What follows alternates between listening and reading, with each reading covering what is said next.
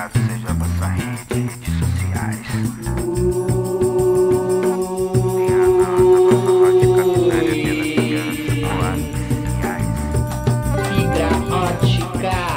Você aceita, não é como na terra.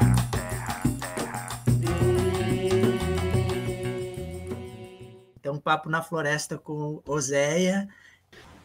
Eu queria começar pedindo que você se apresente. Quem é você, de onde você veio, o que você faz da vida, o que a vida faz com você, enfim. Fala pra gente. Essa segunda pergunta é mais complicada. A primeira é até simples, né? O meu nome é Maria Oséia Bier, sou professora de filosofia, mas isso há relativamente pouco tempo, né? Se considerar que eu consegui ingressar no curso de filosofia em 2003, me graduei em 2017. Antes disso, eu trabalhava com projetos de construção rodoviária, eu era peão de trecho, né? Então, foi na década aí de 2000 que eu consegui sair do trabalho produtivo e me tornar uma trabalhadora improdutiva, vendendo uma fábula, né, que é a educação hoje. O que te faz chegar em Alta Floresta? Não é esse trabalho, já é a filosofia? Já. Eu passei no concurso do IFMT para a Confresa, fui para lá, e devido a problemas de saúde, uma hérnia de disco gigantesca, Confresa não tem 120 quilômetros de chão para chegar lá, não tem aeroporto, não tem voo diário, eu acabei optando por Alta Floresta, que é a mais próximo, com voo diário e tal. Inclusive, eu cheguei aqui em fevereiro e em abril tive que fazer uma cirurgia da coluna. É isso. Qual, que é, qual é a sua relação hoje com a cidade? Como se você se vê na cidade e como você vê a cidade? Me sinto uma estrangeira aqui.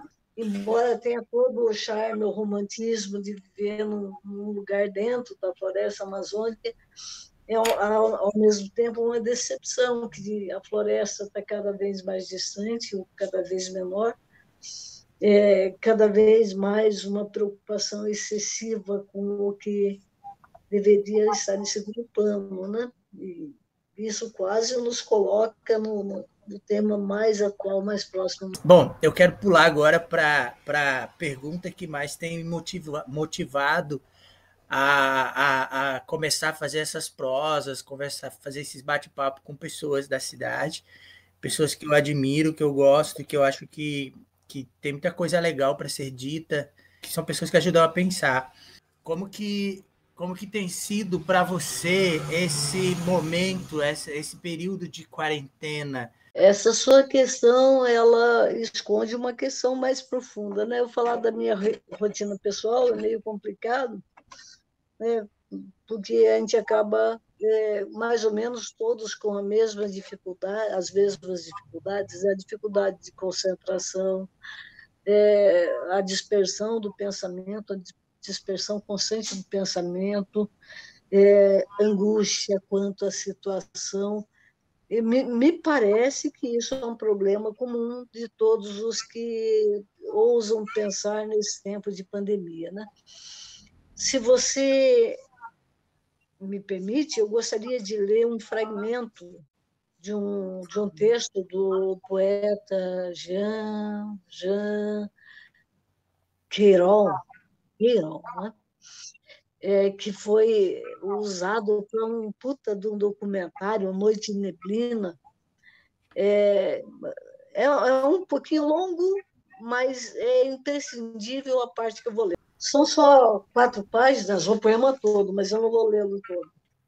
Contexto, os campos de concentração na Alemanha nazista, 1945, quando os aliados entram nos campos, né? Quando os aliados abrem as portas, eu não sou responsável, diz o cabo. Eu não sou responsável, diz o oficial. Eu não sou responsável. Então, quem é o responsável? No momento em que vos falo, a água fria dos pântanos e das ruínas enche o vão dos matadouros. Uma água fria e opaca como nossa falta de memória. A guerra está sonolenta, com o olho sempre aberto. Erva fiel que cresceu novamente sobre as Apelplatz, em torno aos blocos. Um povo abandonado, cheio ainda de ameaças. O crematório não é mais usado. As astúcias nazis já passaram de moda. 9 milhões de mortos espreitam essa paisagem. Quem de nós vigia neste estranho observatório para advertir-nos sobre a chegada de novos carrascos? Eles têm realmente outro rosto que não o nosso? Em algum lugar entre nós há capos afortunados, chefes recuperados, delatores desconhecidos. A todos aqueles que não acreditam ou somente de vez em quando. E somos nós que olhamos sinceramente essas ruínas como se o velho monstro concentracionário estivesse morto sobre os escombros. Nós que fingimos recuperar a esperança diante dessa imagem que se afasta, como se nos curássemos da peste concentracionária. Nós que fingimos acreditar que tudo isso pertence a um só tempo e a uma só nação, e que nem pensamos em olhar à nossa volta e que não ouvimos os gritos incessantes. A relação que eu faço com o tempo, com o texto e o tempo que estamos vivendo, é a indiferença da maioria diante de um problema que, a menos que sejamos todos muito imbecilizados, é um problema real. Não há como falar que não estão acontecendo mortes pelo mundo inteiro e que isso que está aí na nossa porta, né? E assim, nós estamos falando de pessoas, de vidas, de histórias, enfim. Como que a cidade tem lidado, na sua percepção, com essa situação toda, né? Acho que a gente já começou a falar aqui um pouco dessa ideia de negar, a gente soube que houve carreatas, estão havendo algumas manifestações que parece que está querendo olhar só um lado. Eu vejo que a cidade reflete muito no panorama nacional, da América, ou da América mais ligada aos Estados Unidos, né? Onde uma série de medidas são tomadas justamente para garantir a continuidade de uma normalidade, mas uma normalidade da produção. O que se quer é ver os trabalhadores produzindo. A que preço? Não importa esse preço, né? Parece que há uma declaração do presidente aí que, quantos tiverem que morrer, né? Quer dizer, a gente pensa em termos globais, né? A gente pensa que numa crise do capital, o que nós estamos assistindo é um exército de reserva gigantesco, mão de obra sobrando por aí. Vemos uma necessidade do capital de se reorganizar para se manter, e se o preço forem as vidas, paciência, vamos eliminar essas vidas. E o mais chocante nisso é a contradição que esse mesmo Ocidente capitalista, esse mesmo Ocidente que defende o mercado a todo custo, é um Ocidente que se diz altamente cristão, onde proliferam igrejas, e aqui, como em qualquer lugar do Ocidente, parece que tem uma igreja para cada habitante, e igrejas cristãs, e uma valorização da vida, e a gente pergunta, mas que vida que é valorizada nesse mundo, né? Qual vida? Nós fazemos um discurso anti-aborto, ao mesmo tempo fazemos um discurso pela pena de morte, mas quem merece morrer? Quem merece viver? Não se tem nenhum problema em eliminar os idosos que estão por aí, que são doentes. Quando a gente vai observar mais de perto até a nossa cidade, a gente descobre que tem uma periferia aí que está morrendo de fome, não começou agora com a quarentena. Tem as condições de higiene das casas, né, são mínimas. E eu tenho certeza que não é por opção das pessoas. Essas pessoas não escolheram viver daquela maneira. Essas pessoas não têm a menor condição de se prevenir contra uma doença. Então, se forem afetadas, vão morrer aos montes, né? Você fala uma coisa assim, quer dizer, que preço, o que vale essa vida e tal. E aí me veio aqui, nessa perspectiva, será que a gente já pode dizer que o capital, esse sistema todo, esse capital, ele pode já estar se beneficiando, quer dizer, isso tudo que está acontecendo pode beneficiá-lo do ponto de vista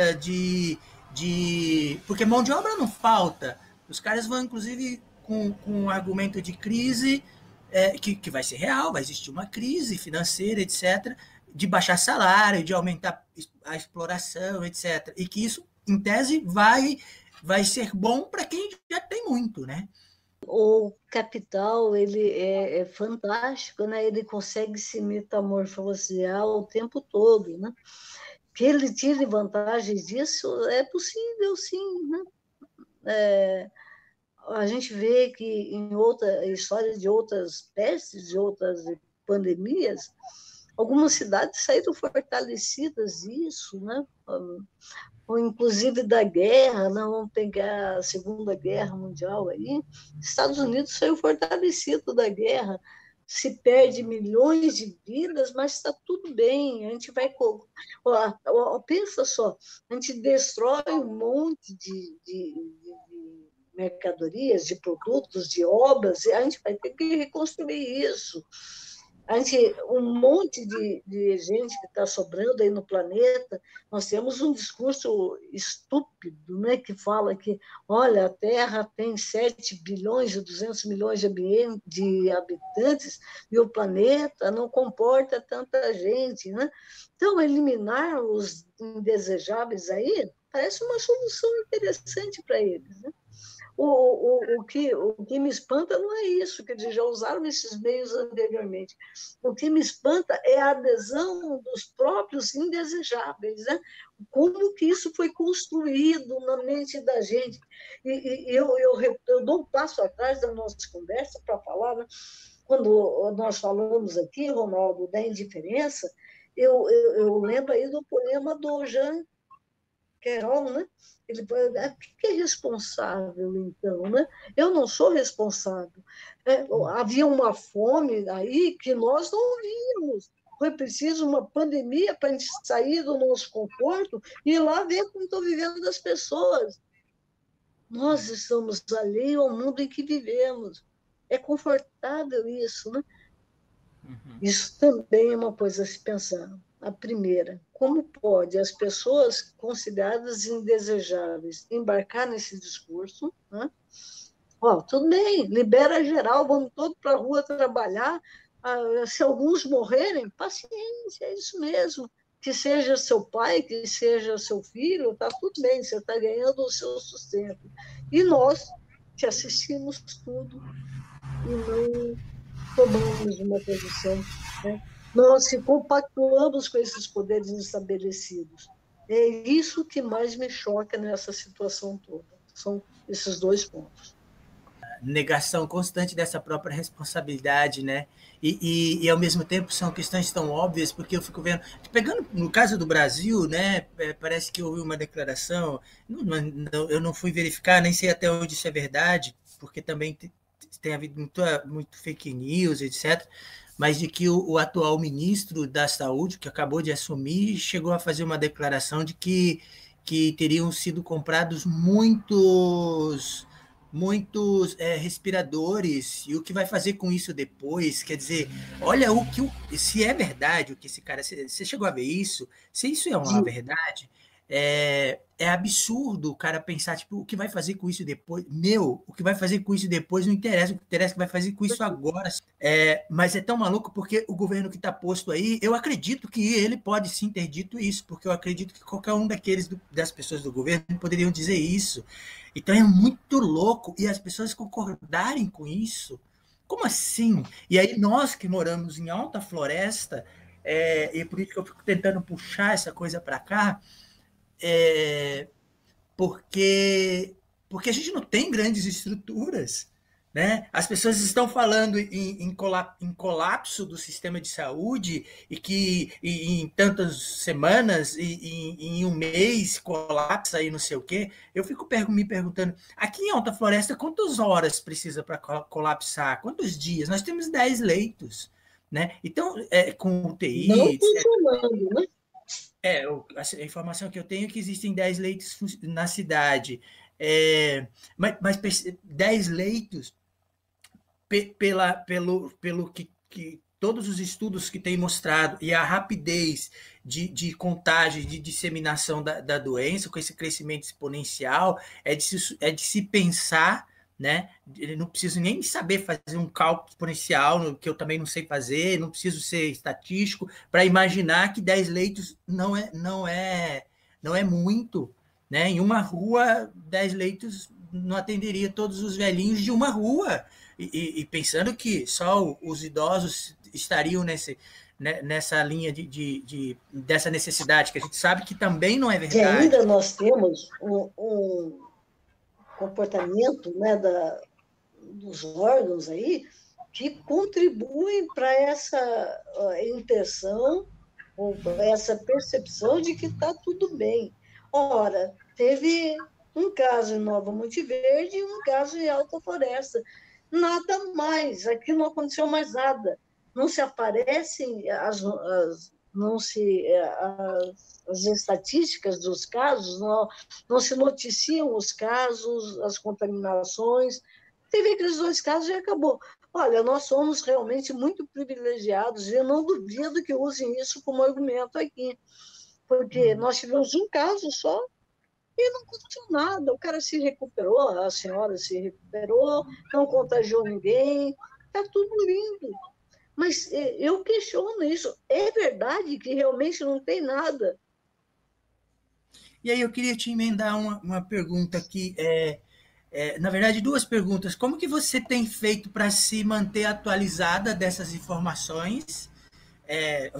Como que você tem se nutrido, acessado sites, quais suas fontes de informação e, ao mesmo tempo, como que você tem feito para se manter atualizada com o que está acontecendo na cidade? E se você se sente contemplada com, você acabou de dizer, mas se você se sente contemplada com o modus operandi da mídia e dos órgãos governamentais locais, no nível local. É possível dizer que a gente pode se sentir seguro com isso? Em hipótese alguma. A gente tenta se apegar naqueles boletins diários do Estado, que já não são mais diários. Né? Tem dia que aparece boletim, tem dias que a gente não consegue acessar. Na cidade, parece que não aconteceu mais nada. Quando a gente tenta conversar com pessoas próximas, né, do meio, as informações são vagas, então eu não tenho a menor segurança, porque até eu não tenho, não sei onde acessar uma informação confiável. Qual informação seria confiável, né? Nós aqui, agora falando localmente, parece que nós estamos esquecidos do mundo, né? Alguém fala de Alta Floresta por aí, não, o Estado, nem sequer o Estado lembra da gente, né? Tem lá o FMT construindo um mapa das contaminações em Cuiabá, consegue localizar os bairros mais afetados e tal, mas está lá em Cuiabá. E aqui no interior não temos absolutamente nada. Ou eu desconheço, é possível que eu desconheça, né? E aí ficaria muito agradecida ao Ronaldo se você tem uma fonte segura onde a gente pudesse se informar e se tranquilizar ou se apavorar mais. Uhum. Eu confesso que eu fiz o exercício de de acessar, né? Vou procurar algumas informações na mídia local e ela não me tranquiliza, porque é um discurso de que é um discurso que eles assumiram um lado dessa polarização ridícula entre trabalhar e viver, entre quarentena ou não quarentena. Aí realmente você começa a duvidar de será que essa informação tá correta? Eu posso me sentir seguro. E aí eu fico me perguntando sempre que tipo de segurança eu tenho, como que eu me mantenho informado para me saber é, como eu como é pisar no meu chão, sabe? Sair da minha rua, do meu bairro, da minha casa, ir ali no mercado, ir em algum lugar próximo. Mas, enfim, eu queria. Assim, estão falando muito que existem algumas pessoas dizendo que nós, depois, o mundo pós-pandemia será um mundo muito diferente. E que nós vamos ter que nos adaptar, nós vamos reaprender a viver nesse mundo pós-pandemia, e que a pandemia, ela tem abalado muitas coisas, sei lá, alterado muitas dinâmicas, até das próprias relações pessoais. Como que você acha? Você acha que depois da pandemia a gente vai ter um mundo diferente? O que está sendo feito de nós agora? Uma meia dúzia falando contra o Libera Geral, por exemplo, né? Vamos pegar a questão local. Alguns que levam a vida a sério e a maioria que está no, olha, vamos que vamos, morra quem morrer, está tudo certo. Como que pode vir um mundo melhor depois dessa pandemia? Localmente eu não vejo, né? Globalmente, não sei, não sei, né? Seria legal termos referências mais próximas de nós, de como vivem as pessoas que estão mais longe, né? É porque é muito louco de pensar nessa lógica, né? Porque assim, existem já estudos de grandes cidades e tal, de que houve redução de poluição, de emissão de poluentes, os ruídos, né? Que se produz no planeta, dada a movimentação, se diminuiu. Dizia-se o tempo inteiro que era impossível parar aquela velocidade de viagens, de a quantidade de voos que existiam no mundo, e que de repente, com poucas semanas, tudo isso se reduziu drasticamente, né? Mas eu fico sempre me perguntando se quando voltar à normalidade, se essa normalidade, porque eu acho que tem duas questões. A normalidade que se fala é comparado a isso que a gente vivia agora, dias atrás, é, ou a gente pode, de repente, voltar num processo muito mais acelerado para tentar recuperar a economia a qualquer custo, né? Então, sim, eu acho sim que pode ter um mundo diferente, né? Mas eu fico também me perguntando se esse diferente vai ser tão positivo assim também. Eu fico me perguntando, será que não vão acelerar mais ainda as produções e a indústria e tudo para poder recuperar todo o custo da economia? Enfim, realmente você, nesse período de quarentena, você deixou de fazer alguma coisa que você fazia cotidianamente na sua vida, mas que você não se atentava e que agora na quarentena você percebeu coisas sutis, coisas pequenas que você realmente que passava meio desapercebido e que você começou a sentir que, olha, que legal isso, eu não me atentava? Você chegou a se deparar com algo do tipo assim, sei lá, eu vejo essa flor todo dia, mas nunca reparei direito porque eu tinha que correr e tal. Aconteceu isso com você em algum momento? Tem isso, né, Ronaldo? Tem as pequenas coisas cotidianas, domésticas, que de repente, pô, eu estou aqui obrigada a cuidar da limpeza da minha casa, de preparar a minha comida, porque seria uma tremenda contradição eu estar isolada e exigir o trabalho de outra pessoa, né? Então, eu tive que esse tipo de coisa. Para além disso, poder olhar para o céu à noite e perceber que dá para identificar algumas constelações, algumas estrelas lá. E eu não sei se é por ter tempo, por isso, por estar realmente mais limpa a atmosfera, né, que permite visualizar. Mas o maior o bem que essa quarentena trouxe foi o mais angustiante deles, a possibilidade de pensar demoradamente sobre as coisas. E isso tem muito a ver com o que você falava antes, né? Mas será que vai ter alguma coisa melhor? Vai mudar radicalmente o mundo? Eu digo que não, porque para mudar radicalmente, a maioria teria que parar e pensar demoradamente sobre as consequências dessa poluição toda, dessa devastação toda. E a maioria está ansiosa por voltar a isso. Então, o que vai ter depois? Uma aceleração. E a mesma incapacidade de pensar sobre o que é realmente importante para a nossa existência. Uma coisa que eu queria te perguntar é que se você tivesse o poder de dizer, de ser ouvida por toda a cidade de Alta Floresta, e se todo mundo tivesse neste exato momento esperando algo que você pudesse dizer, o que você diria? Eu diria o seguinte: bom, digamos que haja realmente uma dúvida entre o perigo do coronavírus, da Covid, ou o não perigo. Se adotássemos uma atitude preventiva, evitaríamos a morte de centenas, milhares de pessoas. Se não tivéssemos o cuidado com a prevenção, talvez a gente passasse por alguns problemas que a gente consegue resolver, porque já era um problema que já existia, a gente pode minorá-los agora com a nossa generosidade, ao menos a nossa caridade cristã. Né? Então, vamos levar a sério a coisa e vamos cuidar da vida. O máximo que a gente pode perder é algum ganho, mas ganhamos com isso, algum ganho monetário, né? Mas ganhamos com isso a possibilidade da existência futura. Mas eu queria te perguntar, o que você tem lido ultimamente? Eu tenho estudado o Capital, né, por um dever de ofício, né? Eu estou fazendo um curso de formação popular, eu preciso estudar o Capital, então.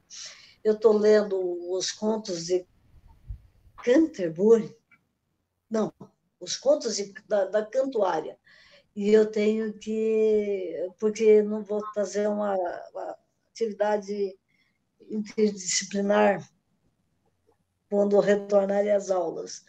Então, que junta política e religião. Vou trabalhar em torno disso, então estou lendo esses contos de Cantuária. E estou lendo muita poesia, porque eu acho que a poesia chega onde a filosofia não vai nunca. Agradeço aí e continuamos na luta. Abraços. Ô, Ronaldo, eu que agradeço imensamente. Esse formato é muito bacana, que deixa a gente à vontade. Eu odeio o formalismo, aquela coisa, né? Então, você me permitiu essa conversa e eu sou imensamente agradecida a isso. Valeu, Ronaldo. E Maravilha. que o Papo da Floresta possa ser qualquer dia desses ao ar livre. Pois é, vamos ter que fazer isso ao ar livre, num boteco, numa roda grande, enfim. Mas por enquanto vamos usando as redes, né? Valeu, um abraço. Certificado seja